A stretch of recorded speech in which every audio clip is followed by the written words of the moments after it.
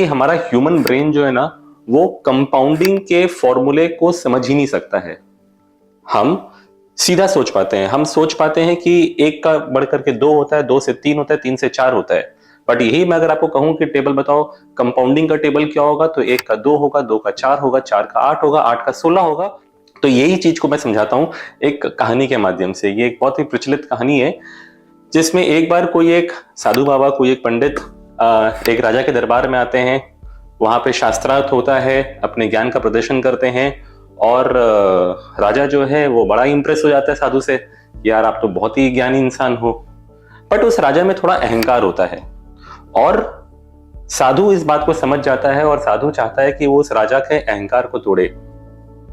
तो राजा बड़े ही खुशी के साथ में साधु को कहता है कि मांगे साधु साहब, आपको जो चाहिए मैं आपको दे सकता हूं। तो साधु ने कहा कि भाई मुझे तो सिर्फ एक दाना अनाज का चाहिए।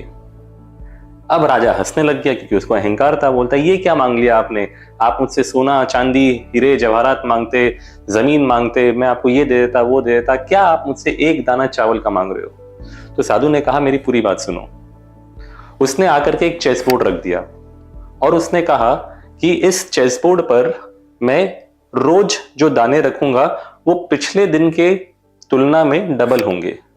यानी कि पहले दिन मैंने अगर एक दाना चावल का रखा है, तो दूसरे दिन तुम्हें दो दाने चावल के देने होंगे, तीसरे दिन चार दाने देने होंगे, चौथे दिन 8 दाने देने होंगे। राजा हंसने लगा, बोला ठीक है भाई दे दो इनको। तो पहला दिन एक दाना गया, दूसरा दिन दो दाना गया, तीसरे दिन 4 दाना गया।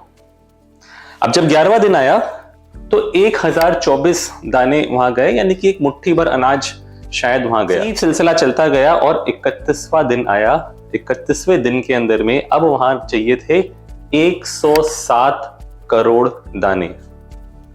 एंड अब राजा को पसीना आना चालू हुआ कि भाई ये तो कुछ और ही चीज चल रही है, तो समझ ही नहीं पा रहा हूं।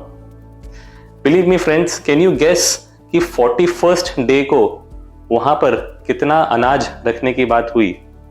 ये फिगर ना सोच पाना बड़ा मुश्किल है। यहां पर फिगर पहुंच गया 1 लाख करोड़ दाने। सोच के देखिए, पूरा राज का भंडार, जितना अनाज का उत्पादन था वो सब खाली हो गया। और मैं तो बात कर रहा हूं सिर्फ 41st डे के, और यहां तक भी आपको 64 डेज निकालने थे। राजा अपने घुटने पर आ गया, उसने साधु से क्षमा मांगा, और उसने अपनी गलती एहसास की कि उसको अहंकार हो गया था।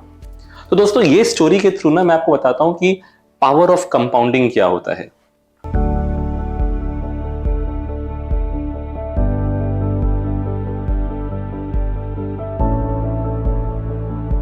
Mutual fund investments are subject to market risk. Please read the offer document carefully before investing.